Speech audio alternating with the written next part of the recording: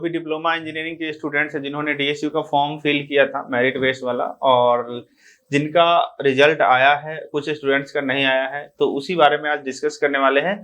किसको क्या document upload करना है, कौन सा डॉक्यूमेंट लेके जाना है, आगे का प्रोसीजर क्या होने वाला है, ये सारी चीजें हम इस वीडियो में डिस्कस करने वाले हैं। तो जो भी स्टूडेंट्स फॉर्म फिल किए हो, इस वीडियो को जरूर देखना, अच्छे से देखना, ताकि आपको क्लियरिटी हो जाए कि हमें क्या आगे करना है। ओके, तो सबसे पहले हम डिस्कस करने वाले हैं कि सबसे पहले रिजल्ट के बारे में। ओके, कि रिजल्ट कि बहुत सारे स्टूडेंट्स का जो रिजल्ट आया है फर्स्ट राउंड में, तो बहुत सारे स्टूडेंट्स का आया है, बहुत सारे स्टूडेंट्स का नहीं आया। उसमें कुछ ये हुआ था कि जो जिस दिन रिजल्ट आया फर्स्ट डे को, उस दिन बहुत सारे स्टूडेंट को नॉट एलोकेटेड सीट दिखा रहा था, फिर अपडेट हो गया और बहुत सारे स्टूडेंट को आ गया। तो जहां तक कि मुझे अभी तक अपडेट है, तो अब 75% वाले जो दिल्ली से हैं, जो जनरल से बिलोंग करते हैं, तो उनका कोई ना कोई कॉलेज लगभग मिल गया है, अगर उन्होंने ऑप्शनल ऑप्शन डाल रखा था तो। ओके, उसके बाद वाले जो स्टूडेंट्स हैं जिनको नहीं मिला है, तो उनके लिए अभी सेकेंड राउंड के लिए आपको वेट करना है, या थर्ड राउंड के लिए भी वेट करना है। तो जिनको नहीं मिला है उनको कुछ नहीं करना है, उनको अभी वेट करना है सेकेंड राउंड के लिए। ओके, जिनको मिल गया है, ओके, जिनको मिल गया है उनको क्या करना है, तो एज यू नो कि 2 दिन का टाइम दिया गया था डॉक्यूमेंट वेरिफिकेशन के लिए, 2 दिन का, तो एक मंडे और ट्यूसडे का दिया गया है। तो आप लोग जो लोग मंडे को डॉक्यूमेंट वेरिफिकेशन करवा रहे हो, दैट वेल एंड गुड। अगर नहीं करवाया हो तो बहुत सारे स्टूडेंट का क्या क्या डॉक्यूमेंट लेके जाना है, तो जिस बेसिस पे आपका एडमिशन हो रहा है वो डॉक्यूमेंट ओरिजिनल उनको चाहिए देखने के लिए। ओके, फिलहाल अभी वही चाहिए, बाकी ऐसा कोई जरूरी नहीं कि आपके पास टीसी है कि नहीं, या मतलब दूसरा और भी जैसे मेडिकल है कि नहीं, तो वो उतना कंपलसरी नहीं है वो बात का। अभी मेन वेरिफिकेशन प्रोसेस है कि आपका डॉक्यूमेंट वेरीफाई होगा। डॉक्यूमेंट वेरिफिकेशन में आपका क्या चाहिए, एक 10th का ओरिजिनल सर्टिफिकेट, 10th का ओरिजिनल मार्कशीट, अगर नहीं है तो मार्कशीट आपको 10th का चाहिए ओरिजिनल। अब बहुत सारे स्टूडेंट्स बोल रहे हैं कि सर मेरा तो अभी तक स्कूल में आया नहीं है। बहुत सारे स्टूडेंट के साथ ऐसा केस है, क्योंकि मुझे कॉल्स आए हैं। तो उस केस में या तो आप स्कूल से लिखा सकते हो, नहीं तो डिजी लॉकर वाला आप वहां पे दिखा सकते हो, वहां पे जाके आप दे सकते हो कि सर हमारे पास नहीं आया है। कोशिश करना कि अगर आपको प्रिंसिपल स्कूल से लिख दे तो अच्छी बात है, टाइम आपके पास बहुत कम है फर्स्ट राउंड वाले के लिए। ओके, तो एक तो ये डॉक्यूमेंट लेके जाना है। अगर किसी कैटेगरी के बेस पे एडमिशन हुआ है, लाइक कि अगर आप मतलब SC ST OBC या EWS जो भी कैटेगरी के बेसिस पे एडमिशन हुआ है, तो वो सर्टिफिकेट आपको लेके जाना है ओरिजिनल। जैसा कि मैंने पहले भी वीडियो में बताया था कि सर्टिफिकेट आपका ओरिजिनल होना चाहिए, तो एक कैटेगरी सर्टिफिकेट भी आपका चाहिए ही चाहिए। ओके, उसके अलावा और भी अगर आप EWS से हो तो आपको इनकम सर्टिफिकेट वहां पे लगाया गया था, तो वो इनकम सर्टिफिकेट भी आपको लेके जाना है। मींस कहने का मतलब ये है कि जिस बेसिस पे आपका एडमिशन हुआ है, लाइक कि अगर आपके 10th के मार्क्स के बेसिस पे केवल एडमिशन हो रहा है, किसी भी कैटेगरी के बेसिस पे नहीं है, तो 10th का मार्कशीट आपका कंपलसरी है।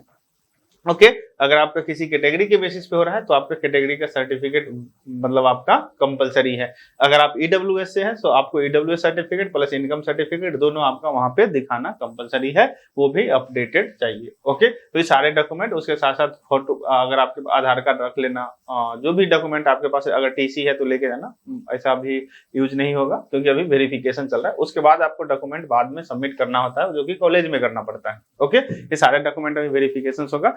स्टूडेंट का प्रेजेंट होना जरूरी है, that is the very important thing, कि स्टूडेंट का इस डॉक्यूमेंट वेरिफिकेशन प्रोसेस में प्रेजेंट होना जरूरी है। और ये आई थिंक मेरे हिसाब से थोड़ा गलत हुआ है, ऐसा नहीं होना चाहिए कि मतलब 2 दिन का टाइम दिया गया, अदर स्टेट के स्टूडेंट है वो कैसे आ सकते हैं अचानक से, लेकिन आपको आना पड़ेगा, जैसा कि मुझे अभी पता चला है। तो इसीलिए मैं आपको इन्फॉर्म कर देता हूँ कि अपने आप को प्रिपेयर रखो। अगर फर्स्ट राउंड वाले को आना पड़ेगा, दूसरा अगर आप सेकेंड राउंड वाले हो तब भी आपको आना पड़ेगा। जैसे ही रिजल्ट आएगा उसके बाद 2 ही दिन का टाइम मिल रहा है, तो आपको आना पड़ेगा। डॉक्यूमेंट आपको खुद लेके जाना है वेरिफिकेशन प्रोसेस में। ओके, तो ये चीज है। दूसरा नेक्स्ट स्टेप एक चीज और है जो हमें समझना है, कि मान लो कि जिस स्टूडेंट का कॉलेज मिल गया, मान लो कि कॉलेज आपको मिल गया और एक ऐसा स्ट्रीम मिल गया जो आपको नहीं चाहिए था, आपको वेट करना है। ओके, लाइक मान लेते हैं कि आपको वजीरपुर कैंपस में ओके कोई ऐसा ब्रांच मिल गया जो आपको नहीं चाहिए था, टूल एंड डाई डिजाइन, आपने बस ऑप्शनल के लिए डाल दिया था कि अगर नहीं मिलेगा तो हम इसके लिए वेट करेंगे। उस केस में, और अगर आपको फर्स्ट राउंड में ही आपको सीट अलॉट हो गया अगर आपको, तो उस केस में आपको क्या करना है, आपको फिर भी डॉक्यूमेंट वेरिफिकेशन कराना है। जो भी स्टूडेंट का फर्स्ट राउंड में हो गया है, आपको डॉक्यूमेंट वेरिफिकेशन कराना है। डॉक्यूमेंट वेरिफिकेशन कराने के बाद वहां पे फीस भी पेमेंट करना है 10,000 रुपए, मतलब ऑनलाइन ऑप्शन आएगा आई थिंक, अभी तक अपडेट नहीं है कि ऑफलाइन कराना है, अभी तक उन्होंने भी क्लियरिटी नहीं किया। तो आपको सीट अलॉट होने के बाद आपको डॉक्यूमेंट वेरिफिकेशन डीबी कराना ही कराना है। ओके, डीबी आपको कराना ही कराना है। कराने के बाद आपको वहां पे आपको अपग्रेड करने का ऑप्शन आ जाएगा कि आप फर्स्ट राउंड में नहीं एडमिशन ले रहे हो, आपको सेकेंड राउंड के लिए अपग्रेड करना है। अगर सुन लो अच्छे से, अगर आपको फर्स्ट राउंड में सीट मिला है और आपको सेकेंड राउंड के लिए फिर भी जाना है कि आपको फर्स्ट राउंड में जो कॉलेज मिला वो आपको पसंद नहीं है, सेकेंड राउंड के लिए अगर आपको जाना है, उस केस में आपको डॉक्यूमेंट वेरिफिकेशन कराना कंपलसरी है। डॉक्यूमेंट वेरिफिकेशन कंपलसरी है। फीस पेमेंट करने के बाद आपको ऑप्शन आएगा। अगर आपको लास्ट तक भी आपको कॉलेज नहीं पसंद आया, उस केस में आप फीस रिफंड ले सकते। ओके, मीन्स वो फीस जो भी आप पे करोगे वो फीस रिफंडेबल है। जैसा कि आपने पहले भी देखा था, मैंने बताया भी था कि प्रोस्पेक्टस में मेंशन है कि फीस ये रिफंडेबल है, जो भी 10,000 आप पे करने जाओगे वो रिफंडेबल होगा। लेकिन अभी इनिशियली अगर आपको सीट अलॉट हुआ है, अगर एडमिशंस लेना है, फिर तो आप पेमेंट करके एडमिशंस ले लोगे।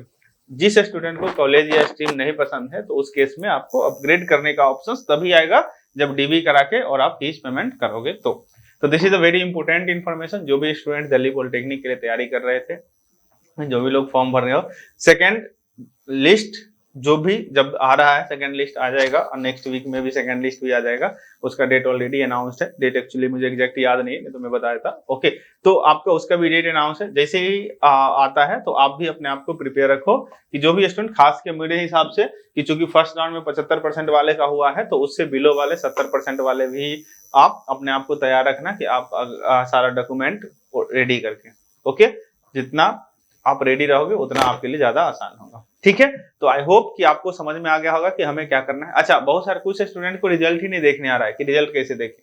अभी भी बहुत सारे सर मेरिट लिस्ट ये कहाँ पे आया है, कहाँ से है। तो आपको अपने जहाँ पे आपने फॉर्म फिल किया था, जहाँ पे आपने फॉर्म फिल किया था डीएसयू के ऑफिशियल वेबसाइट पे जाना है और कोशिश ये करना है कि लैपटॉप में खोलने का, मोबाइल में आपको ऑप्शन समझ में आएगा नहीं, क्योंकि ऑप्शन आ भी जाएगा। तो आपको या तो मोबाइल में डेस्कटॉप व्यू ओपन कर लेना, ओके, लॉगिन करने के बाद, या पहले ही ओपन करके लॉगिन करना। लॉगिन कहाँ पे जाके करोगे, तो डीएसयू के ऑफिशियल साइट पे जाओगे, एडमिशन वाला सेक्शंस पे जाके और वहां पे जाओगे तो लॉगिन करने का ऑप्शन आएगा राइट साइड में ऊपर कॉर्नर में। ठीक है, उस पे जाके आपको लॉगिन करना है एडमिशन वाले सेक्शंस में। और लॉगिन करने के बाद आपको क्या करना है, उसमें जाके आपको दिखा देगा वहां पे कि चेक सीट एलोकेटेड। आपको चेक करना है कि सीट जो भी एलोकेट हुआ है, एलोकेट पे जाके चेक करोगे तब जाके आपको दिखेगा कि आपको एलोकेट हुआ है या नहीं हुआ है। तो आपको वहां पे सारा डिटेल दिख जाएगा कि कौन सा ब्रांच मिला, किस कॉलेज में मिला, वो सब कुछ आपको। और वहीं पे एक्सेप्ट करने का ऑप्शन है, तो वहां पे जाके एक्सेप्ट करोगे। जिनको नहीं मिला है उनको सेकंड राउंड के लिए